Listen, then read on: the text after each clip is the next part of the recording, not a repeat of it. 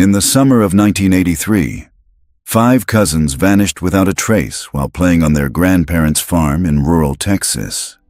The only thing they left behind was a red sneaker by the old cistern. 41 years later, a routine plumbing repair led to a discovery so horrifying it would reopen the coldest case in the county's history and reveal a secret the family had buried beneath generations of silence. Subscribe for more real crime-inspired stories like this one, twisted secrets, forgotten evidence, and the shocking truths that refuse to stay buried. March 14, 2024. Location: Split Creek, Texas. The only reason anyone found them was because the toilet wouldn't flush. At 3:42 p.m., an independent plumber named Jacob Trillo opened the cap on the corroded cistern beneath the southeastern corner of the barn. He expected backed-up sludge, maybe a drowned raccoon. What he didn't expect was a human jawbone, still attached to a child's skull, wedged between rusted pipework and a tangle of sun-bleached fabric. Within 2 hours, the entire Carter farm was cordoned off. By sundown, the sheriff's department had uncovered 4 more skulls. All belonged to children. The cistern hadn't been in use since the 80s, and nobody in town had seen the Carter children since the summer of 1983. July 16, 1983. Location: Split Creek, Texas. The sun had barely crested over the mesquite trees when the 5 Carter cousins scattered across the back pasture like wild birds. They'd been up since dawn, barefoot, sticky with sweat, shrieking laughter that rolled over the dry grass. Their grandmother, Bertie Carter, called after them from the porch, waving a wooden spoon still slick with bacon grease. "Stay where I can see you, and keep away from the well." But they didn't listen. Not really. Not when the summer sky was cloudless and wide, and the pasture behind the barn promised adventure. It was the kind of Saturday that split July in 2. By sunset, every one of them was gone. The 5 Carter children were all under 12. Casey, 11, was the oldest, a wiry, freckled ringleader with scraped knees and a mouth full of jokes. His sister, Annie, was 9, quieter, always trailing a step behind, eyes trained on the dirt for shiny rocks or caterpillars. Benji, their 8-year-old cousin from Odessa, was all elbows and energy, the kind of boy who built slingshots out of tree bark and rubber bands. Darla, 7, had just learned to braid her own hair and had done so that morning in lopsided ropes. And Caleb, the youngest at 5, still spoke with a lisp and carried a blue stuffed dog named Rupert everywhere he went. They were last seen around 9:30 a.m. by a field hand named Rowdy Gaines, chasing each other toward the rear tree line, where the Carter property met the dry creek bed. He'd wiped his brow with a diesel-stained rag, squinting into the sun. "Said I seen him running," he told police later. "Didn't think nothing of it." But by lunchtime, Bertie noticed the silence. No stomping on porch boards, no screen door slamming, no hollers asking for lemonade or peanut butter crackers, just cicadas and the hum of the box fan in the kitchen window. The 911 call came at 12:17 p.m. Bertie's voice trembled as she gave the dispatcher her address on Farm Road 86, halfway between nowhere and Split nothing. They just vanished, all 5 of them, my babies. By 2 p.m., Sheriff Buck Halpern and his 2 deputies had arrived, sweat already staining their uniforms. Halpern was a week away from retirement. His plan had been to spend the afternoon watching the Astros game with a cold, lone star. Instead, he stood beside the Carter family's rusted Ford tractor, staring out at a vast field of empty. Dogs were brought in, neighbors too. They searched the barn, the hayloft, the corn crib, the woodshed, even the creek bed. Caleb's stuffed dog was found at the fence post by the cistern, one blue ear torn clean off. That was the only thing they ever found.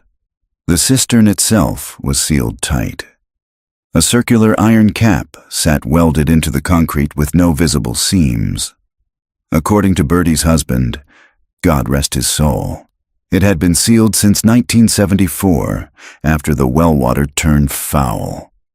A new tank was installed behind the house, and the old cistern became just another relic of the past.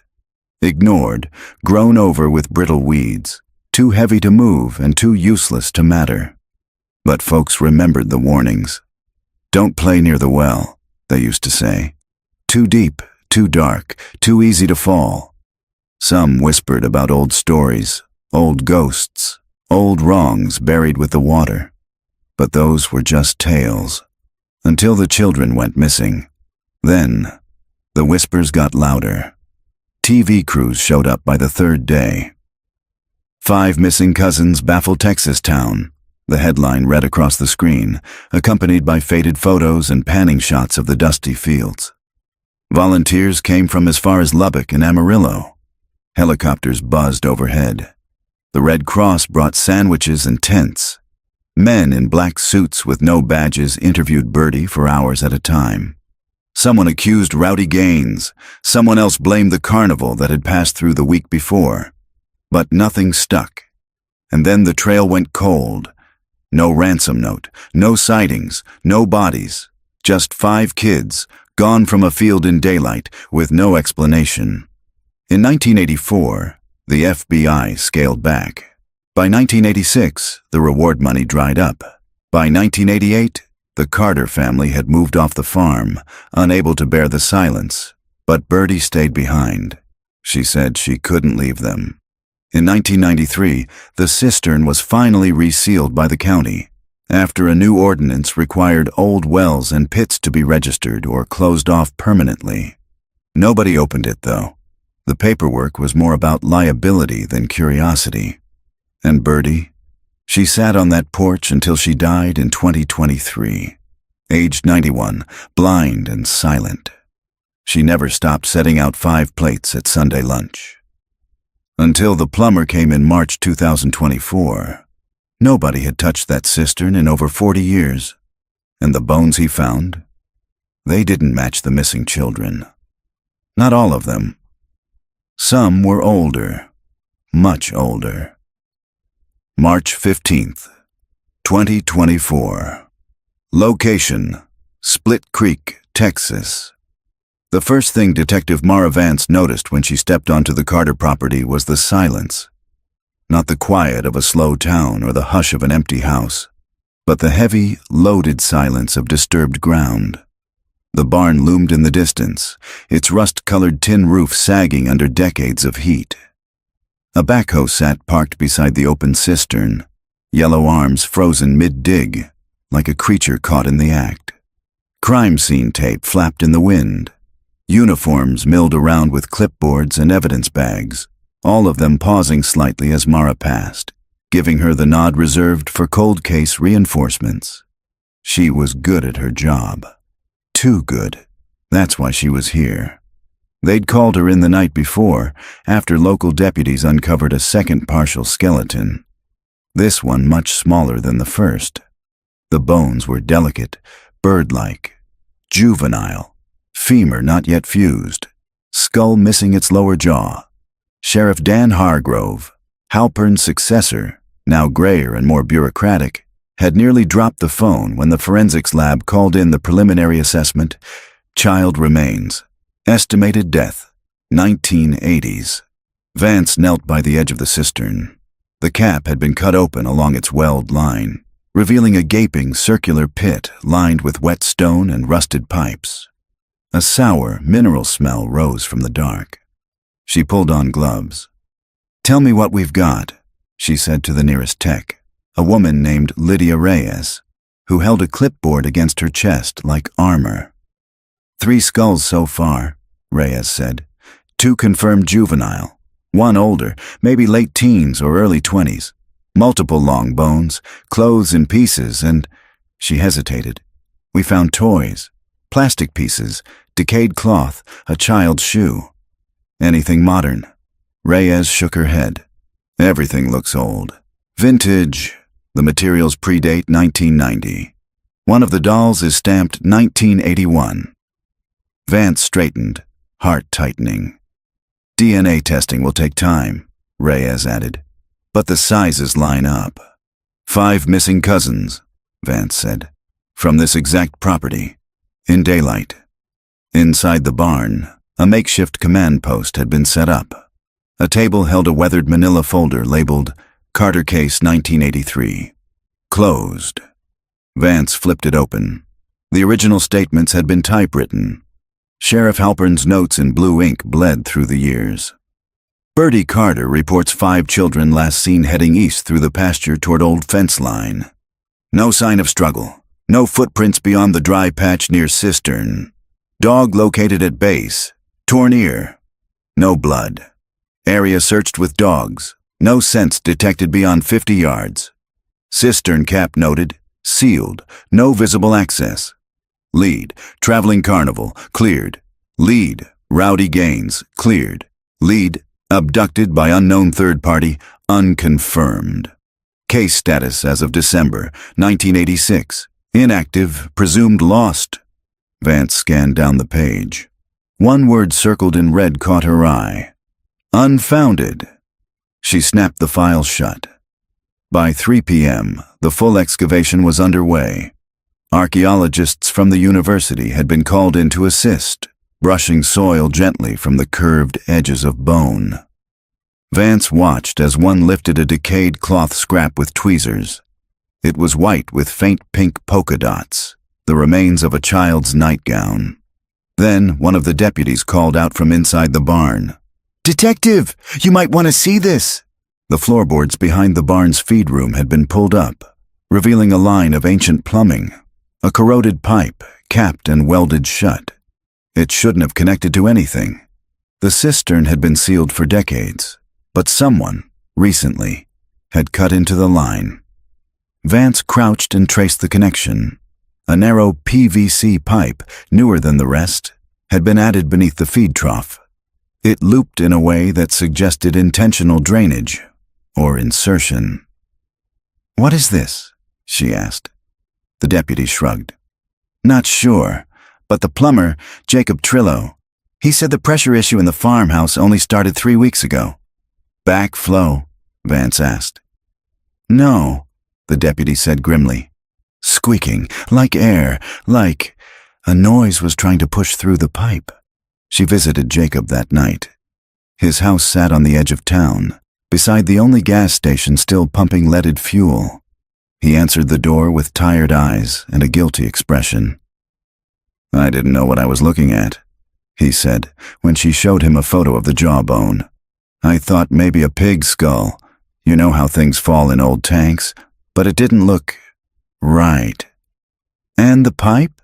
"I didn't install it," he said. "But I noticed the squeak, like air was trapped. You know how something gets in the line and makes a sound every time you flush? It wasn't mechanical. It sounded like—" He stopped. "Like what?" Jacob swallowed. "Like a voice. Real faint.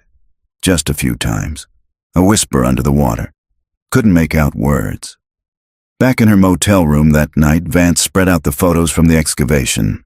5 skulls, 1 child's toy, 1 blue fabric scrap, possibly Rupert the stuffed dog, and now, possibly, a 6th set of remains.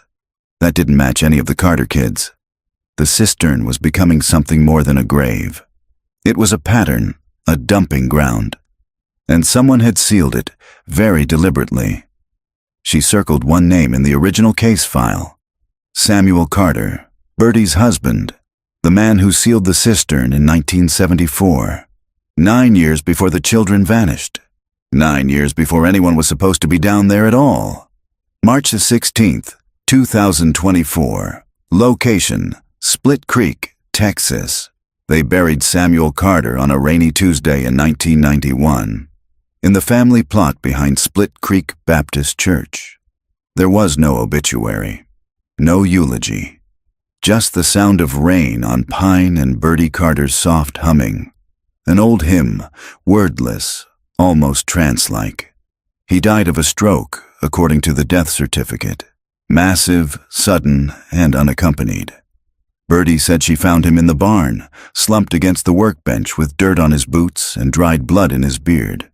But something about his timeline never made sense.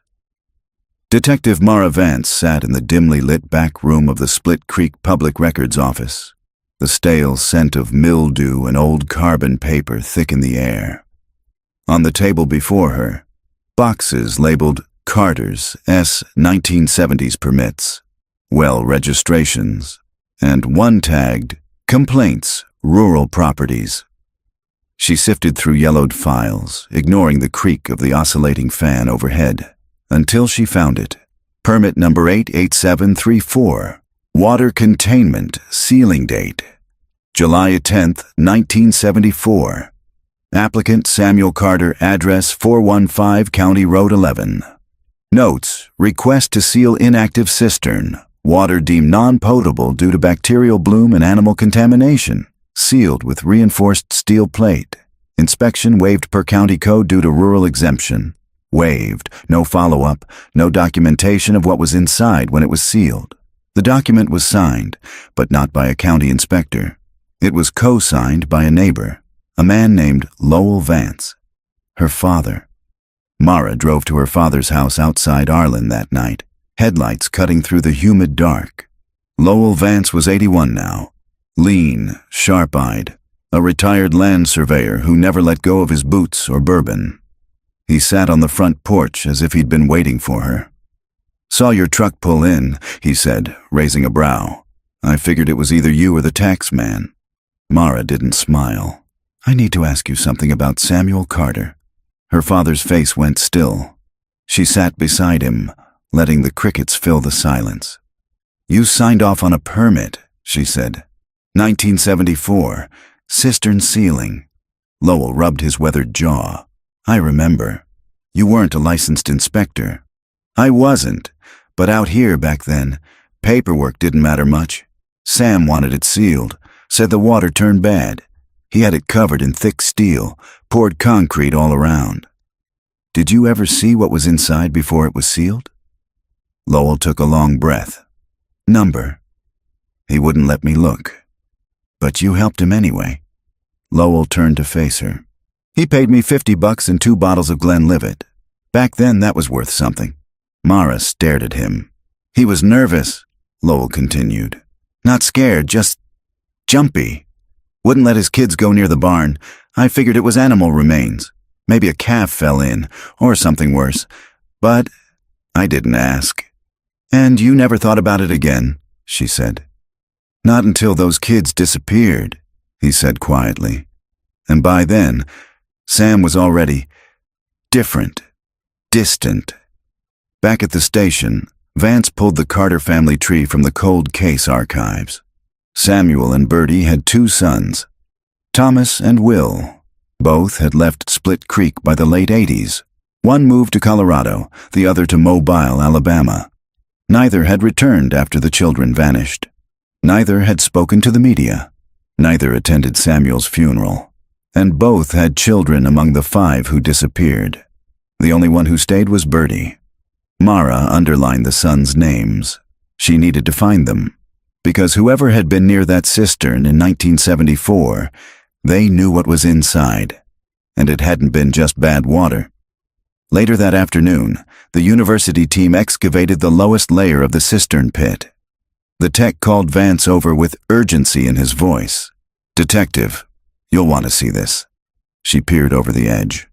Beneath the settled earth, hidden between 2 slabs of sunken concrete, was a metal container, badly corroded but intact. It was a toolbox, the kind with a sliding lid and a handle worn smooth by work-gloved hands. Vance dropped to her knees as they carefully opened it. Inside, a bundle wrapped in oiled canvas, sealed with brittle tape. The team unfolded it slowly, layer by layer, revealing contents that made Vance's chest tighten. A rusted pocket knife with initials SC carved into the hilt. A water-warped Polaroid photo. A line of children standing beside the barn, all smiling but with blanked-out eyes, scratched through with something sharp. A notebook, its first page water-damaged but legible. July 11th, 1974. It's done. No one will ever find them. The hole took 3 days to dig. Covered the sounds best I could. Buried deep. Used the steel plate like Mr. Vance said. Told Bertie the smell was the water. They'll rot under God's eye. Let him judge me. Mara read the line twice. No one will ever find them. But who had Samuel Carter buried 9 years before his own grandchildren disappeared? And more importantly, how many more were there? As the sun dipped over Split Creek, casting long shadows across the pasture, Mara stood alone beside the edge of the cistern. She could feel it now. This wasn't just a burial site. It was a ritual space, a pattern. The Carter children weren't the first, and maybe they weren't even the last. March 17th, 2024. Location, Split Creek, Texas. By sunrise, the Carter property was under full lockdown. Yellow tape stretched from the barn to the back fence line. Crime scene lights bathed the dry ground in a sterile white glow. The soil around the cistern had been dug up to a 15-foot radius. What had once been wild mesquite brush and brittle grass was now a cratered pit of exposed earth. Detective Mara Vance stood at the edge of the dig site, arms crossed, eyes fixed on the ground. "Start again," she said. The archaeologist beside her nodded. His name was Dr. Elijah Mott, a forensic anthropologist with the university. Thin, intense, fastidious. He pointed to a flagged area near the southwest corner of the pit. "This is where we found the most recent layer," he said. 2 child-sized femurs, consistent with the Carter children, but beneath that, at a deeper layer, we found something older. He knelt, brushing at the dirt with a soft brush. A faint outline began to emerge. A circle. No, a series of circles. Concentric. Etched or pressed into the soil by something rounded and heavy. A groove roughly 6 feet wide at its largest.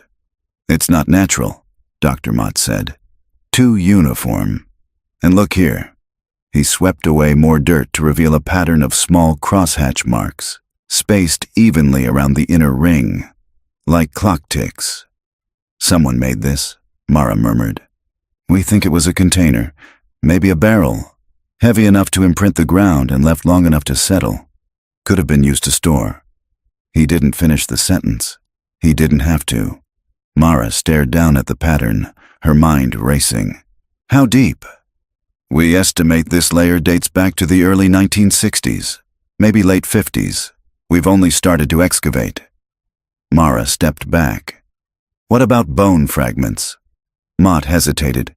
"So far, we've recovered a partial mandible, adult, a tooth still embedded." "Any matches in the missing persons database?" "We're running it now." Back at the station, Mara opened the missing persons files again.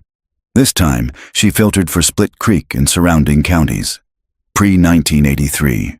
Children, rural properties. One name caught her eye. Ava Landry, age 10. Vanished, July 3rd, 1962, last seen. Walking home from vacation Bible school residence, Willow Bend Road, 4 miles from Carter Farm case. Status, unsolved. She flipped to another. Marlon Briggs, age 7, disappeared, September 1967, last seen, riding his bike down County Route 19, bike never recovered, no witnesses, property line adjacent to Carter fence. There were others. 3 children in total between 1959 and 1972. All vanished in the same 6-mile radius, all unsolved. Nobody had ever linked them to the Carter family. Until now. That afternoon, Vance called a meeting in the converted office space behind the station. The dry erase board was covered in photographs, timelines, and terrain maps. At the center, a 50-year-old aerial photo of the Carter farm. She pointed to the old barn. "Every victim we can tie to this land, whether they disappeared in 1983 or 1962, connects back here." She moved her marker to the southeast quadrant. "This is where the cistern is. But look here. She tapped the map just west of the barn. This used to be the original well, sealed off after the new cistern was installed in 61, 2 containment systems, she said. One buried, one visible, both now potential grave sites. One of the deputies, Rosales, leaned forward. So what are you saying? That Samuel Carter was using them as a dump site for bodies?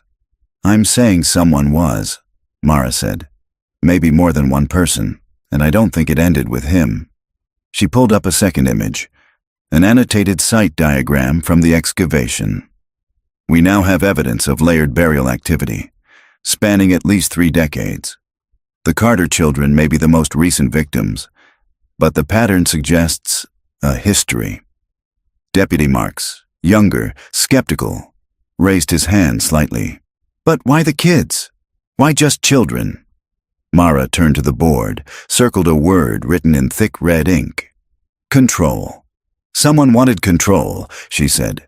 Someone saw this land as more than a home, as a system, a space where they could do whatever they wanted, and no one would ever know. By dusk, a breakthrough came. The forensics lab called with a preliminary dental match on the mandible from the lower layer. Ava Landry, gone 62 years, now confirmed to have died beneath the Carter farm. Mara felt it like a punch to the ribs. She dialed the Landry family number from the old case file. A grandson picked up. The mother had died 10 years ago, still believing Ava had run away, still setting a place for her at Christmas. When Mara hung up, her hands were trembling. The gravity of it all was sinking in. That night, she drove back to the farm alone. The dig site sat quiet beneath the moonlight. Crickets buzzed. A coyote howled in the far hills. She stood at the edge of the cistern, staring down into the blackness. They'd removed the bodies, bagged the evidence, closed the site for the night. But the hole still yawned open, hungry, like it wanted more. Mara crouched beside the rim, pressed her palm to the dirt, and whispered, "Who are you?" There was no answer, but deep beneath the soil, there had been a system, a method, a message. She just hadn't cracked it yet. July 1983/March 2024, location, Split Creek, Texas. Then, July 1983. The Carter house felt heavier that summer. Even before the children vanished, something hung over the property like heat trapped under tin. The kind of weight you didn't notice until you stepped outside and breathed easier. Inside, the adults spoke in hushed tones. Bertie Carter cooked too much, like she was trying to fill the silence with the smell of cornbread and stewed okra. Samuel stayed out in the barn, working, he said, hammering, cutting boards, fixing things no one had asked him to fix. Neighbors said it was just stress. The Carter's sons had both returned for the summer, each bringing their children while their wives were resting back home. Bertie never talked about it, but folks whispered. Something had happened in Mobile, something worse in Colorado. By July, all 5 Carter grandchildren were under one roof. Casey, Annie, Benji, Darla, and little Caleb. Ages 5 through 11. All blonde, all pale, all with that soft-spoken Carter drawl. They played in the fields behind the barn every day. And then, one morning, they didn't come back. Now, March 2024. Detective Mara Vance sat in a windowless room at the Split Creek Public Library, surrounded by boxes labeled Split Creek Ledger, 1975 to 1990. She wore gloves, sipped cold coffee, and read every line. Obituaries, police blotters, church announcements. She was looking for anything, anyone who might have noticed something during the summer of '83. And then she found it. August 10th, 1983. Letter to the editor. Something's not right at the Carter place. We all feel it. The barn light's been on past midnight. Bertie doesn't go into town no more. The preacher says she won't take communion. I saw Samuel burn something behind the shed 3 nights after the kids vanished. He said it was animal feed gone moldy, but it smelled like chemicals and wet cloth. I think someone ought to look closer. Name withheld by request. Mara slammed the paper shut. Her pulse quickened. This wasn't just folklore. Someone had tried to raise the alarm, and someone buried that letter in the archives. She brought it to Sheriff Hargrove that afternoon. He was standing in the evidence room, overseeing the logging of items from the dig site. Fabric scraps, Polaroids, the rusted toolbox. He read the letter twice, then looked at her. You think Samuel Carter killed his grandchildren? I think it started long before them, she said. And I think someone helped him cover it. Hargrove folded the paper. If we charge a dead man, we don't get justice. We're not just charging him, she said. There's more to this. There's someone else. The pattern didn't end in 1983. He raised a brow. You think there's a second perpetrator? I think there's a legacy. She returned to the Carter farm late in the afternoon. The sun was dropping. The air smelled of disturbed dirt and dry grass. Deputy Rosales waved her down at the fence line. Detective, he said, pulling a small box from the back of his cruiser. One of the volunteers found this buried in the back shed, between the rafters. He opened it. Inside, a stack of VHS tapes wrapped in plastic. Mold crusted the corners, but the labels were still legible, all dated between 1979 and 1983. One simply read, Darla. July. Mara's stomach turned. She took the box, returned to her car, and drove straight to the station. They didn't have a working VHS player in evidence processing. Most departments had moved digital years ago, but the high school still had one in the AV closet. The janitor let her in after hours. In the dark media room, she fed the tape labeled Darla July into the machine. The screen flickered. Lines of static crawled. Then, a child, about 7 years old, sat on a wooden chair in the barn. Sunlight spilled in through the slats. She was crying softly, wearing a yellow sundress. A man's voice, off camera. Tell the camera your name. Darla Carter. And where are you? In the princess room. Mara froze. That phrase again. Princess room. The same words found on the Carter children's tapes. The camera zoomed in on Darla's face. She had a scrape on her cheek. Her eyes darted toward something off-screen. The tape cut to black. No violence. Nothing explicit. But it was enough. Enough to prove they'd been recorded. Enough to reopen the investigation as a child exploitation case. By the time she returned to the station, a federal agent was waiting. Special Agent Leah Dobbins. Tall, sharp. No nonsense. We're opening a task force, Dobbins said. You'll be looped in, but from here on out, this is multi-state. Why? Because these tapes, she said, gesturing to the evidence bags, match others found in Amarillo, Baton Rouge, Hendersonville, all marked with similar handwriting, same camera style, same labeling system. Mara swallowed. How many tapes? Dobbins didn't blink. We've identified at least 62, all from different children. But the Carter family? May have been the source, Dobbins said. But someone distributed them. Outside, the wind kicked up dust in the dark. Mara stood in the parking lot, watching the sky. A storm was coming, and she had the terrible sense they were only just beginning to understand how far the roots of this thing went. March 18th, 2024. Location, Split Creek, Texas. They said Bertie Carter never left the farm. Not after the children vanished, not after Samuel died, not even after both of her sons stopped speaking to her.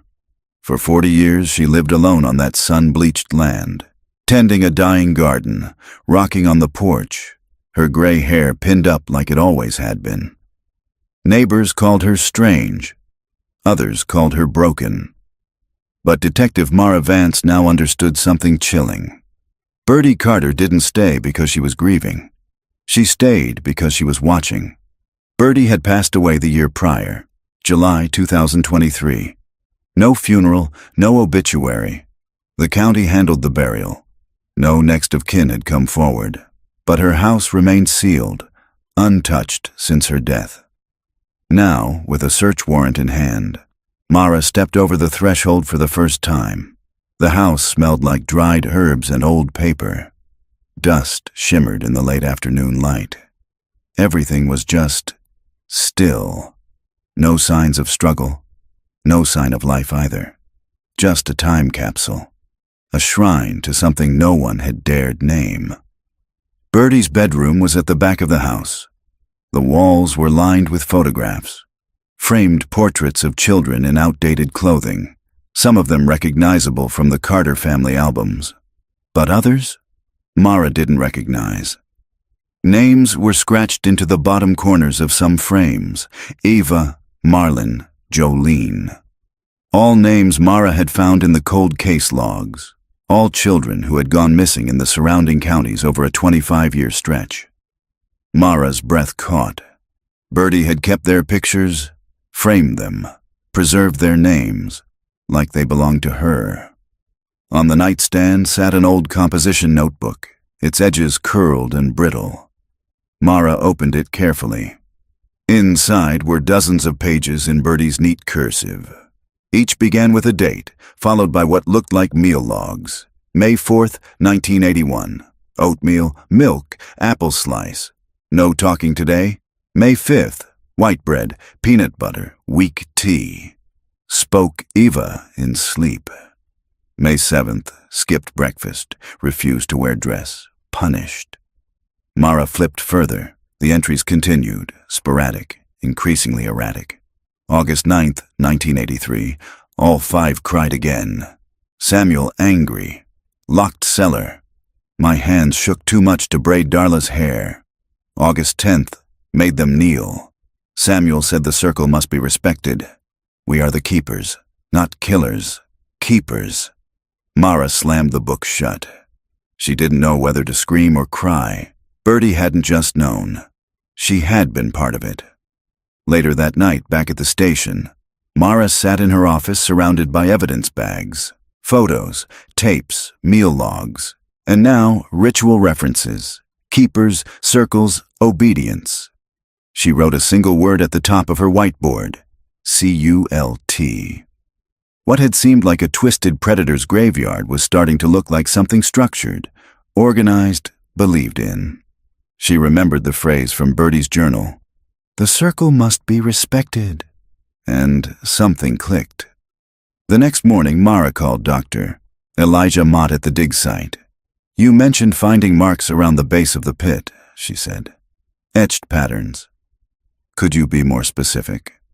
"We assumed it was containment," Mott replied. "But now, I'm not sure. One of the students thinks it's symbolic, maybe ritualistic. I can send photos." Within an hour, Mara was staring at a high-resolution image of the pit, etched into the soil around the base of the cistern. A pattern of spirals, interlocking loops, and in the center, 5 small symbols arranged in a circle. 5, not 6, not 4. 5, like the Carter children. Back at the farm, another search team had uncovered a small trap door beneath the floorboards in the kitchen pantry. It was barely 2 feet square, hidden beneath a false panel. A ladder descended into what appeared to be a root cellar. Mara climbed down. The space smelled of mildew and dust, but it was dry, preserved.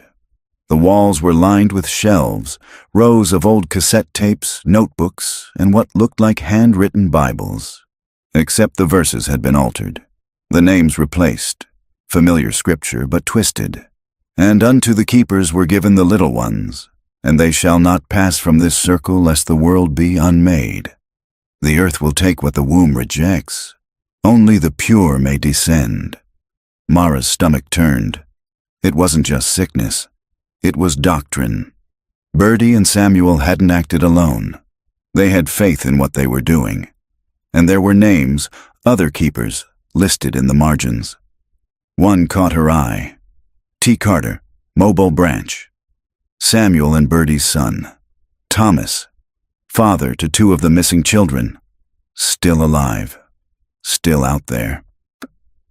That night, Mara sat in the parking lot outside the sheriff's office, phone in her lap, fingers trembling. She had the number.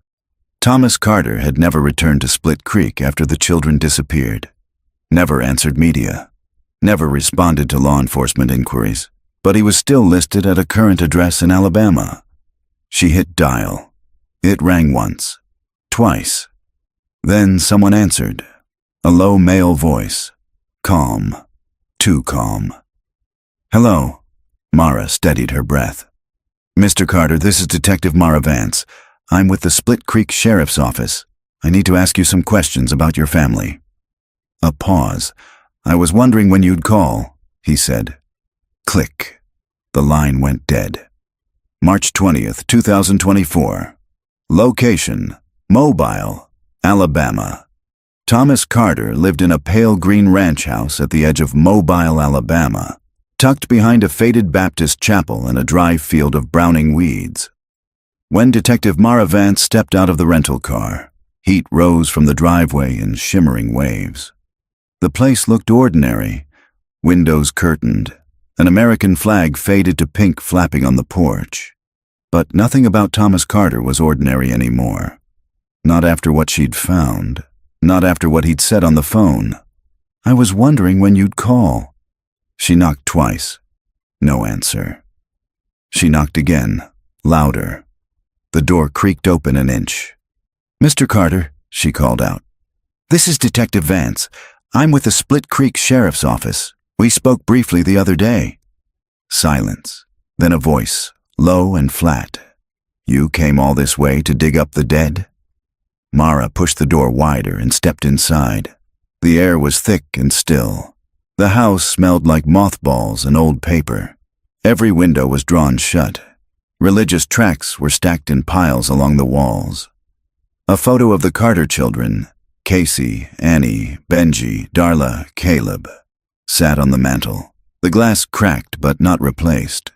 Thomas Carter stood in the hallway, backlit by a bare bulb. His face had aged hard. Lines carved deep into his cheeks, hair thinned but combed with care.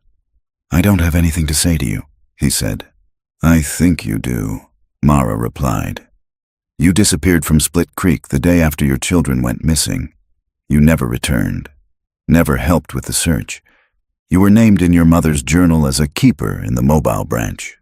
You're going to talk to me, Mr. Carter, because I think you know exactly what happened to your children.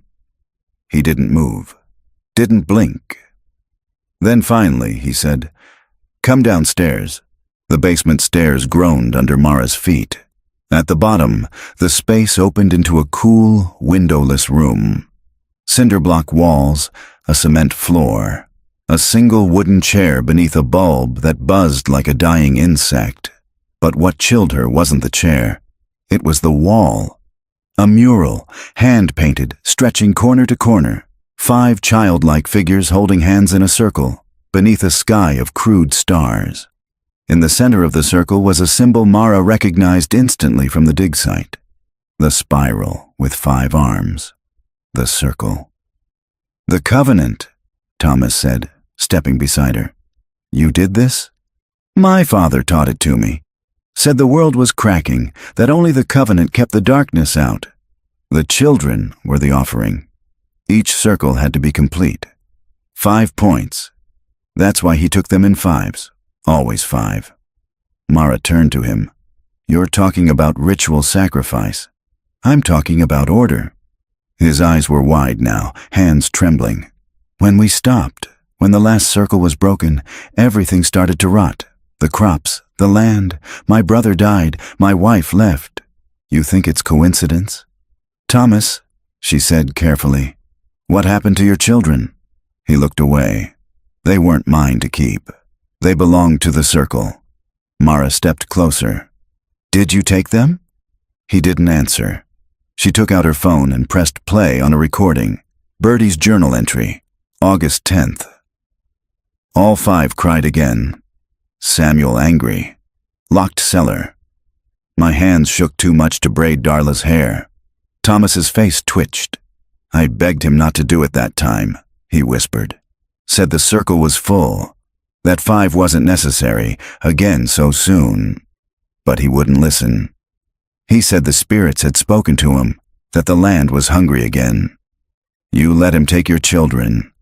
His hands curled into fists. Mara took a slow breath.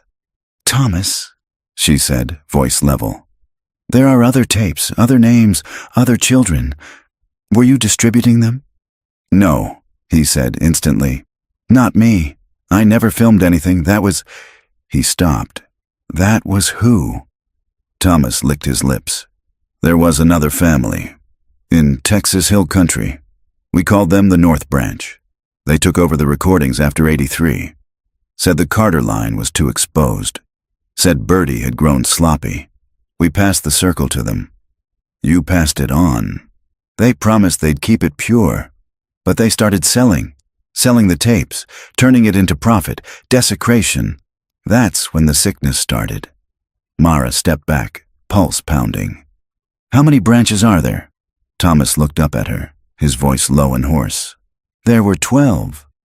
Back at the mobile field office, Mara briefed the federal task force. Thomas Carter had been detained for obstruction and failure to report abuse. They didn't have enough to charge him with murder yet, but they had enough to start tracing the branches. The circle was no longer a local case. It was a network, a system, a multi-generational cult that operated in cells, tied together by ritual language, shared symbols, and the systematic disappearance of children across rural communities. The children in the cistern had only been one circle. There were others. Later that evening, alone in her hotel room, Mara pulled up the Polaroid she'd taken from Birdie's bedroom wall. 5 children. Not the Carter kids. Different faces. Different time. But the eyes had been scratched out in the exact same way. She flipped the photo over. A name, handwritten in faded ink. Circle 3, Savannah. And a date. April 17th, 1975. Tomorrow, she'd request the missing persons records from Georgia. Tonight, she stared at the photo until sleep finally came. But even in sleep, she dreamed of the spiral, the circle of 5, the hole in the earth that never stopped taking. March 22nd, 2024. Location, Pine Bend, Georgia. The pine forest behind Hillstone Baptist Church had always been thick with stories. The kids from Pine Bend said the woods were haunted, by Civil War deserters, by witches, by something that whispered in the dark. But none of them ever mentioned what Detective Mara Vance now knew had been buried there. She stood at the tree line, cold wind pushing against her coat, staring at the coordinates tied to the back of that 1975 Polaroid. 5 children. Eyes scratched out. A symbol in the dirt behind them that matched the one found at the Carter farm. This wasn't just a coincidence. This was Circle 3. And according to Thomas Carter, there had been 12. The field agent assigned to Georgia, Special Agent Nash, was already waiting with a forensic team and a cadaver dog. The church's pastor had given them access to the property without protest. He claimed the back acreage had been unused for decades. Mara stepped carefully over brambles, following Nash into the clearing beyond the old footpath. That's where she saw it. A depression in the earth, subtle but deliberate. A flattened circle of dead pine needles surrounded by 5 weathered stones, each roughly the size of a cinder block. Someone had arranged them long ago. They'd sunk halfway into the mossy soil. The stones marked the points of the pentagonal pattern. Another circle, another offering site.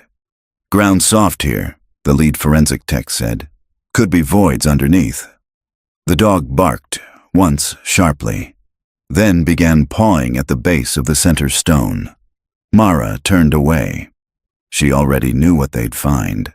4 hours later, they'd unearthed 4 sets of juvenile remains. The 5th grave was empty, or never filled. Maybe they didn't complete the circle, Nash said. Or maybe one of them escaped. Mara didn't respond. Instead, she looked at the pine trees surrounding them, at the way they leaned inward, as if reaching toward the center. The entire forest felt slanted, like it knew what had happened here, like it remembered. Back at the Georgia Bureau of Investigation's temporary outpost, Mara reviewed the files of the 4 likely matches. Emily Ray Brighton, 8, missing April 1975. Dylan Harris, 7, missing May 1975. Joanna Keel, 9, missing March 1975. Lucas Page, 10, missing April 1975. Each disappearance had been treated separately. Different counties, no pattern seen, no connection made, until now. But the 5th child, the one never recovered? That question lingered. Mara traced the open files, cross-referencing with yearbook archives and VBS rosters from Hillstone Church. And there it was, tucked in the corner of a class photo dated April 1975. Tessa Elwood, age 9. Big smile. Side ponytail. Last seen April 16th, the day before the photo was dated. It didn't make sense. How could she have been in the photo smiling if she disappeared the night before? Unless the photo was taken after she went missing, or unless the date was wrong. She flipped the photo over. Something faint in pencil. Circle 3, taken. 4, complete. 5th, resisted. Camera stopped working, kept image anyway. Her hands trembled. Tessa had been targeted, but something had gone wrong. And someone had documented it anyway. They weren't just killing, they were curating. That night, Mara called the number listed for Tessa Elwood's brother, now in his 50s. He lived in North Carolina. Still remembered the day his sister vanished. She'd gone to church. Never came home. But there was one thing he told Mara that chilled her to the bone. About 2 weeks after she vanished, a man came to the house. Said he was from the church, offered my mother an envelope. Said it was a love gift to help with grieving. My mom threw it back in his face. What was in it? Cash, new bills, and a drawing. A drawing of 5 kids holding hands in a circle. My sister was in the middle, you could tell by the ponytail. Mara gripped the phone tighter. Do you still have it? There was a pause. Then, I think so. The next day, the brother overnighted the envelope. Inside, $500 in 1975 currency, unmarked, and a piece of sketch paper, yellowed and folded. When Mara opened it, her breath caught. 5 children, 5 stick figures, but one was drawn in red, unlike the rest. The one in the middle, the one with the ponytail. That night, she laid all the evidence out on her motel bed. Carter's mural, Bertie's journals, the scratched-out Polaroids, the circle drawings, the tapes, the graves, 12 sites, 12 spirals, always 5 children, always the symbol, always a final entry. Circle closed. Except the Georgia one hadn't been, and neither had Split Creek. Which meant whoever had been continuing the circles, they were doing it wrong. Or maybe, just maybe, they were trying to finish what had never been completed. Mara stood and looked in the mirror. Her face was pale, her eyes hollow, but her resolve was steel. Tomorrow she'd return to Texas, because the original circle, the first, had never been found. And if she could find it, maybe, just maybe, she could stop the others from finishing it. March 24th, 2024. Location, Split Creek, Texas. The oldest maps of Split Creek didn't list property lines. They listed land claims, deeds filed by ranchers and squatters, names handwritten in looping cursive beside creeks, ridgelines, and dry lake beds. Detective Mara Vance sat hunched in the back of the town records office, fingers tracing a brittle 1947 surveyor's map laid across 2 folding tables. Most of the names meant nothing, but near the bottom corner, just below a slope labeled Burnt Ridge, she found it. Carter, East Field Tract, uninhabited after 1952. An arrow pointed to a fenced-off plot half a mile east of the present-day Carter farm. It wasn't on any modern land registry. No structures, no road access, just brushland. And the date beside the notation, Circle 1, initiated. The handwriting matched the margin notes from Bertie's journal. That afternoon, Mara and 2 deputies pushed their way through waist-high switchgrass under a baking Texas sun. GPS coordinates took them to a patch of broken earth and dead yucca, a place no one had touched in decades. Deputy Rosales bent down first. "Something here," he said. "Concrete, not a slab, like a cap." They cleared away the dirt with gloved hands and shovels. There it was. A flat, round lid, cast iron, rusted, bolted into a cracked ring of poured concrete. Faint lines had been scratched across the surface, concentric spirals, and in the center, 5 X-shaped runes. "Seal it up and bury it," Mara whispered, reading the faintest line of etched words. "Only the first shall remain closed until the final is complete." She stepped back. They had found Circle 1. The forensic team arrived within the hour. Cutting into the cap took most of the day. Mara stood by as the final bolt snapped with a shriek of metal. The lid groaned. The smell hit them like a wall. Old earth. Rot. Time. Inside the chamber was a stone-lined pit, circular and deep. But unlike the cistern, this one had been deliberately arranged. 5 child-sized indentations, like nests carved in clay. Each cradled skeletal remains. But what horrified them wasn't the bones. It was the objects placed in each child's arms. A doll made of bundled twine, a polished animal skull, a hand-drawn map, a white feather tied with red thread, a small iron key. "What the hell is this?" Rosales whispered. "Ritual objects," Mara said. "Tokens, offerings." And at the base of the pit, between the bones, they found a wooden plaque, sealed in wax, still legible. "Circle 1 complete, 1952. We give these 5 unto the earth, that the foundation may be set. Let those who come after build the remaining 11 in honor of the keeper. Let the cycle not be broken. S.C. Samuel Carter." That night, Mara sat in the evidence room, staring at a list. 12 circles, 8 confirmed sites, including Split Creek and Georgia. 4 unaccounted for. What if those 4 hadn't happened yet? What if someone, Thomas or others, had tried to continue the ritual after Samuel died, but failed to complete the cycle? And what if the original plan had required all 12 to be fulfilled? It wasn't just about abduction or abuse anymore. It was about completion, a closed system. She pulled up the VHS tapes again. One stood out, labeled Circle 12, pending, date, blank. The tape was mostly static. Then one frame, blurred, a child standing in a room painted red. A single candle on the floor, and a voice, distorted and muffled. "Soon, the wheel will turn. The last 5 will make it whole." Mara made the call at 10:47 p.m. to the FBI liaison, Special Agent Dobbins. "We're wrong," she said. "This isn't about a legacy. It's not even about faith." "Then what is it?" Mara's voice dropped. "It's a countdown." And someone was still trying to finish the last circle. March 25th, 2024. Location, multiple. Texas, Louisiana. The last circle was already in motion. Detective Mara Vance knew it in her gut, the way a storm announces itself in the bones, long before the clouds gather. The Circle 12 tape was real. The objects in the chamber at the first circle had meaning. The drawings, the dates, the rituals. They weren't just historical.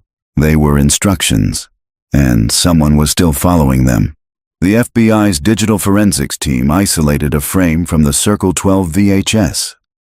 The child's face was blurred, but the background, red walls, old window trim, peeling blue door, matched the architectural style of a closed Catholic orphanage in Louisiana. St. Dimphna's Home for Children, shuttered in 1998 after a string of unexplained disappearances.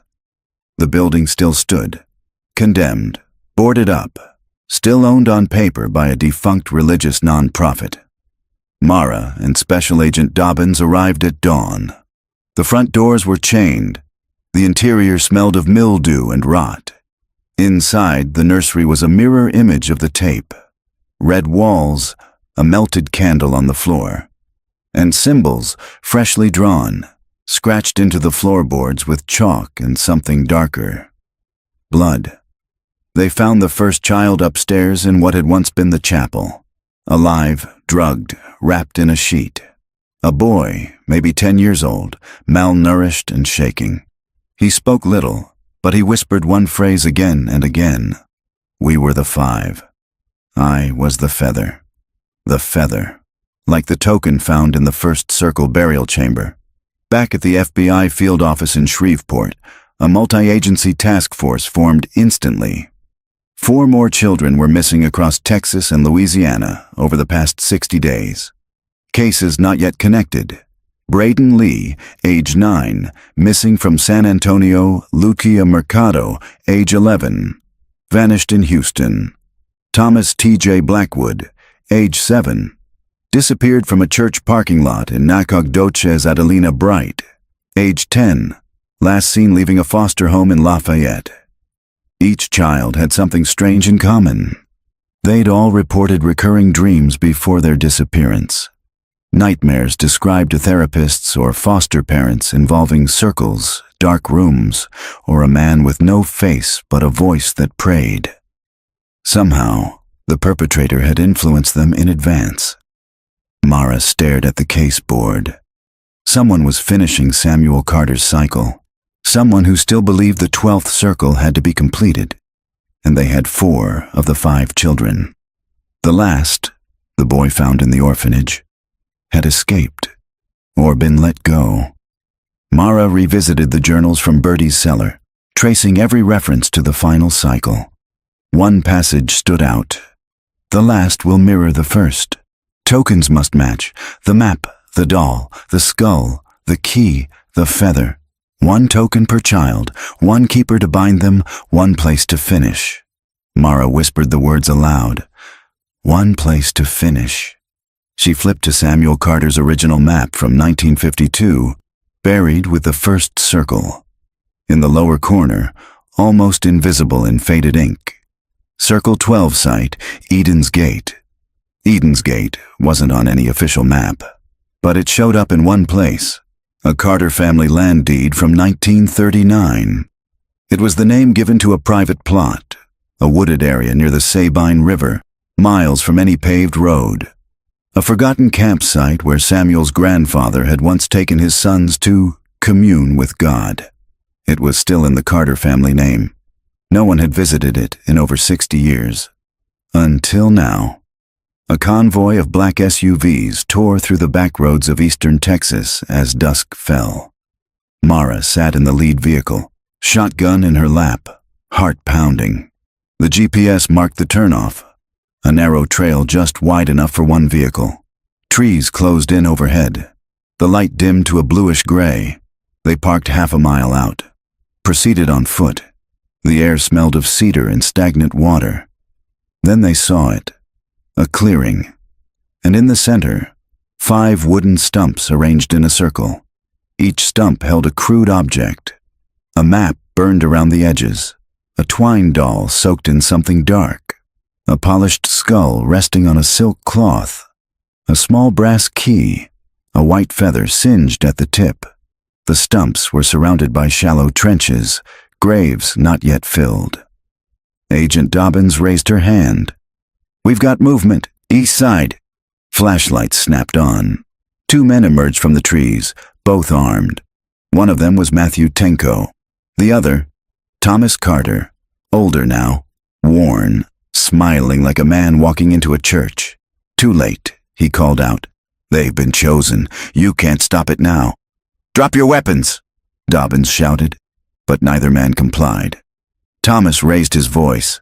We are the final keepers. This land is ready. And then, gunfire. A flash from the tree line. Dobbins went down. Mara dropped, rolled, fired. Tenko fell, chest hit. Thomas ran. Agents charged the clearing. One trench had already been filled. A small hand stuck out from the dirt. A cry came from the brush, a child's voice. They followed it, through thorns, branches, mud. There, Adelina Bright, tied to a tree, eyes wide. Mara cut her loose. "You're safe," she whispered. "You're safe." But she wasn't sure she believed it. Not yet. Not until they found all 5. By dawn, 2 children were recovered. One trench contained remains. One trench still empty. And Thomas Carter was gone, vanished into the trees like a ghost. The final circle wasn't complete, but Mara knew what he was trying to do. Finish it. Close the loop his father had started 70 years ago, and somewhere out there, one child was still missing, one trench still waited, and Thomas was still digging. March 26th, 2024. Location, East Texas, Sabine River Basin. The sun was barely up when the manhunt began. Helicopters from the Texas Department of Public Safety circled the thick pine canopy above the Sabine Basin. K-9 units from multiple counties swept ravines and ravaged game trails. Search parties moved with rifles drawn and radios hissing, chasing the one man who still held the final piece, Thomas Carter, the last known keeper, and the only person who knew where the 5th child was. Detective Mara Vance stood in the center of the desecrated clearing, staring down at the final trench, still open, still waiting. The symbolism was undeniable. Thomas hadn't finished the circle. Not yet, but he hadn't given up either. The other recovered children, Braden, Lucia, and Adelina, were safe and in custody, reunited with frantic families, drugged, dehydrated, but alive. Each remembered different pieces, whispered prayers, candles, rooms painted red, and a man who told them they'd be part of something holy. But one boy remained unaccounted for. T.J. Blackwood, age 7. Taken from a church parking lot in Nacogdoches 2 weeks earlier, he was the final token. At 10:41 a.m., a bloodhound unit caught a scent leading northeast, toward an abandoned hunting lodge near the river bend, a place once owned by the Carter family, but left to rot after Samuel's death. The structure barely stood anymore. Its porch caved in, shutters dangling like broken wings. The front door was ajar. Mara arrived with SWAT trailing behind. Inside, the floor creaked with every step. Old religious pamphlets littered the floor. Animal bones, hand-carved symbols, dried herbs hanging from the rafters. And in the corner, a child's jacket, blue, tiny, TJ's, still warm. They found footprints leading out the back of the lodge, adult-sized, dragging something heavy. They ran through the underbrush, down a slope slick with moss and rotting leaves, toward a river cave cut into the limestone. It was half submerged, dark, echoing, cold, and inside, it stank of candle wax and decay. Mara ducked into the narrow mouth, flashlight cutting through the gloom. Drips echoed like whispers. A shape moved ahead, slowly, deliberately. Thomas Carter, dragging something behind him, a burlap sack. "Thomas!" Mara shouted, her voice cracked off the walls. He didn't stop walking. "You don't have to do this," she said. "You didn't finish the circle. You've already broken it." He turned. His eyes were hollow. Skin pale, mud smeared across his face like ash. "You don't understand," he said. "They won't sleep, not until the 12th is sealed. The old blood, it's on my hands. It always was." Mara stepped forward, careful, calm. "The blood stops here," she said. "Let him go." She saw movement in the bag. A small hand, still moving, still alive. Thomas reached into his coat. Mara raised her weapon. He didn't pull a gun. He pulled out a key, small, iron, old, the same shape as the one found in the original burial chamber. "I was the key," he said. "Samuel gave it to me when I was 7. Told me I'd open the last door when the time came. But I waited. I waited too long." "Drop it, Thomas." His hand trembled. "I buried them, all of them. I remember every name, every scream, and I still hear them, even now." He knelt down, pressed the key to the stone floor. Then finally, he cried. SWAT moved in. TJ was pulled from the sack, shaken but alive, blinking in the dim light. He clutched Mara's coat and didn't let go. Thomas Carter was arrested without resistance. For the first time in 41 years, every known child connected to Circle 12 had been found, and every trench stood empty. That night, as Mara stood outside the hospital where TJ was being treated, she stared up at the stars. 12 circles, hundreds of names, dozens of victims who would never come home. But the chain had broken, not by fire or force, but by survival, by one child escaping, and by the last keeper deciding not to finish what his father began. By dawn, 2 children were recovered. One trench contained remains, one trench still empty. And Thomas Carter was gone, vanished into the trees like a ghost. The final circle wasn't complete, but Mara knew what he was trying to do. Finish it. Close the loop his father had started 70 years ago, and somewhere out there, one child was still missing, one trench still waited, and Thomas was still digging. March 26, 2024. Location, East Texas, Sabine River Basin.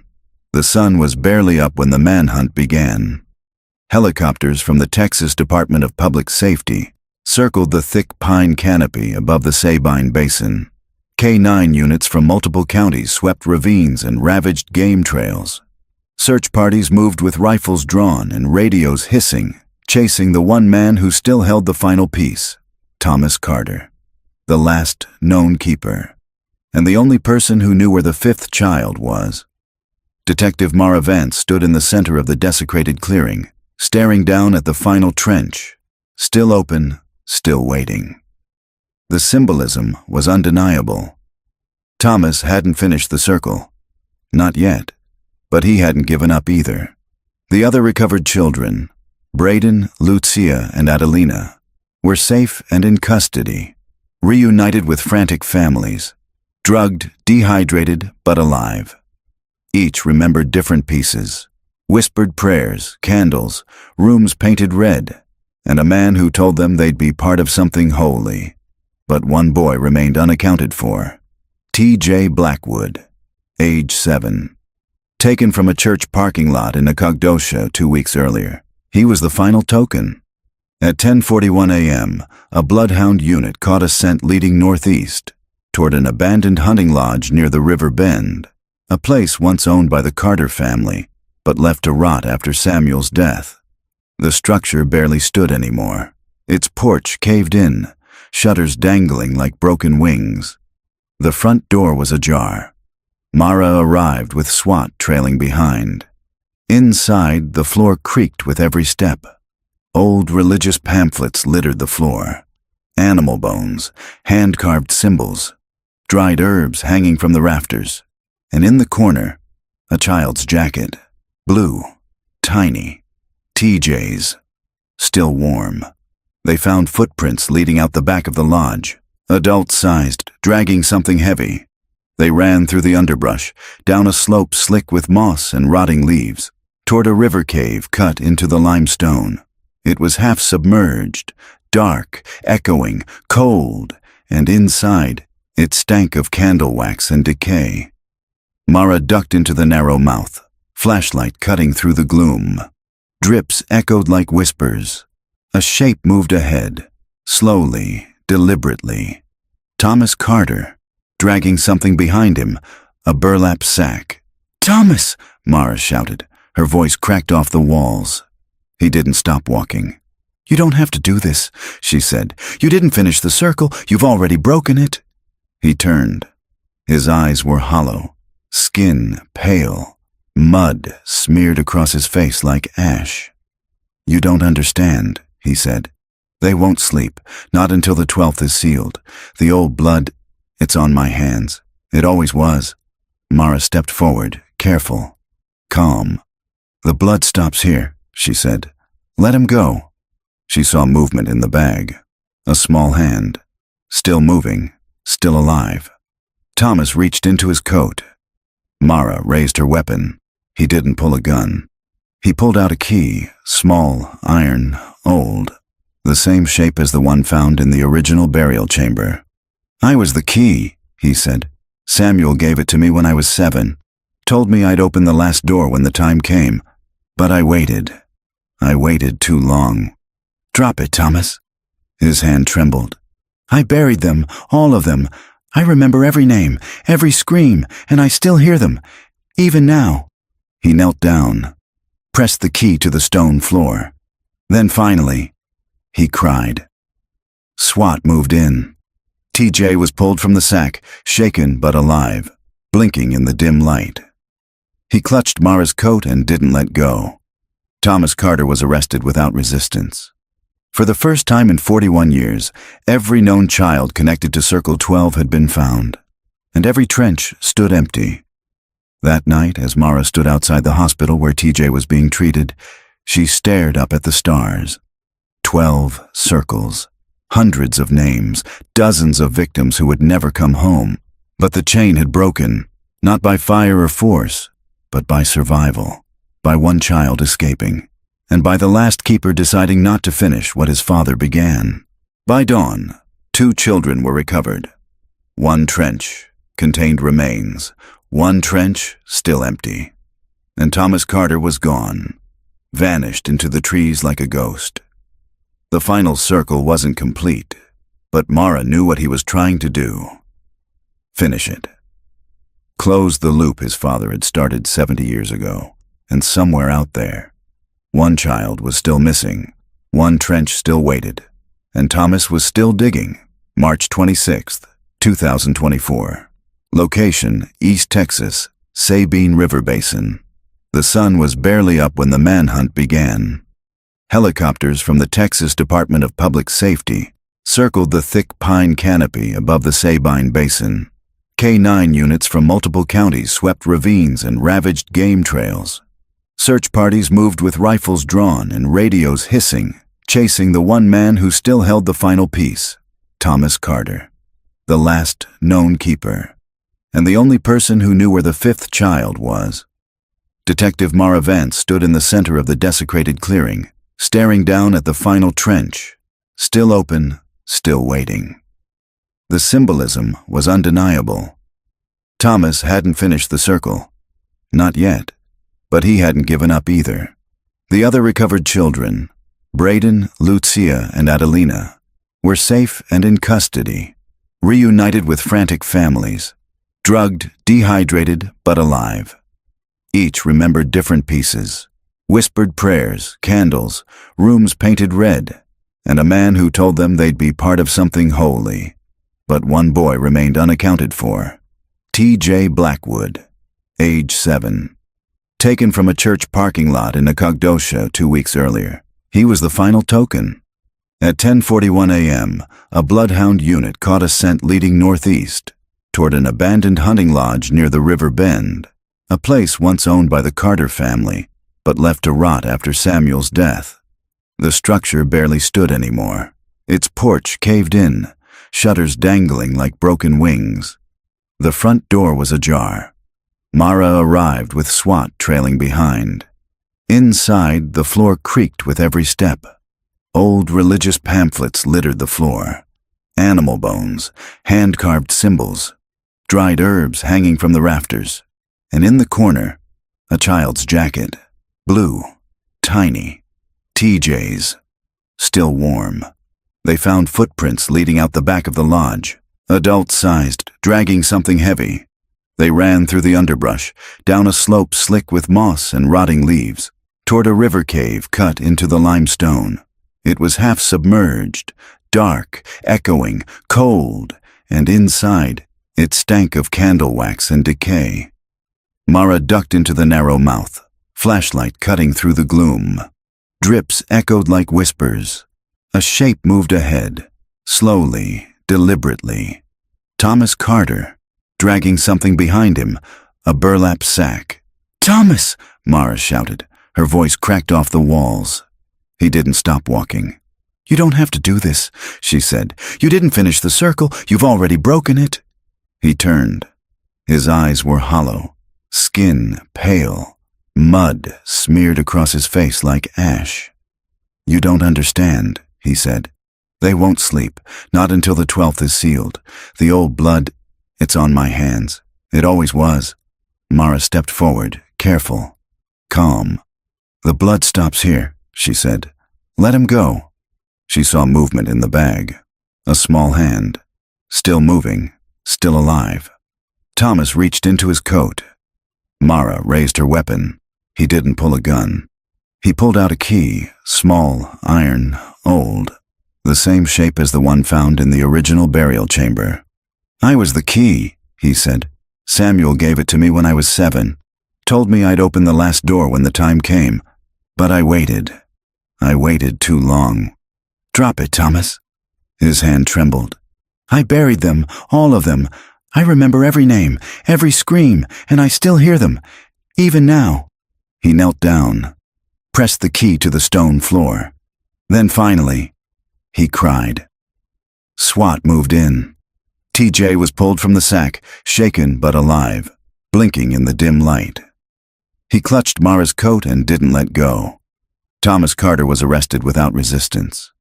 For the first time in 41 years, every known child connected to Circle 12 had been found.